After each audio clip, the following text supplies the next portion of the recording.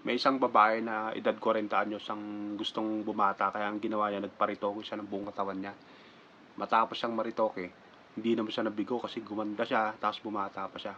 Ngayon nung pauwi na siya, nagutom siyang bigla kaya dumaan muna siya sa Jollibee. Habang nakapila siya para magbayad ng pagkain na in-order niya, hindi niya matiis tanungin yung waiter ngayon. Waiter, sa tingin mo mga ilang taon na ako?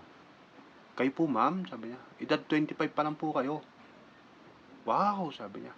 Hindi, sabi niya, edad 40 na ako. Kaya sa tuwa niya ngayon, binigyan niya ng tip yung waiter. Nung pauwi na siya, nakasakay niya sa bus ngayon yung isang matandang lalaki. Nakatabi niya sa upuan. Lo, sabi niya, sa tingin niyo po mga ilang taon na po ako? Sabi niya, ay iha, kanya, pasensya ka na't malabo na yung paningin ko, kanya, pero may ibang paraan kanya para malaman ko kung anong edad mo. Eh ano naman po yun?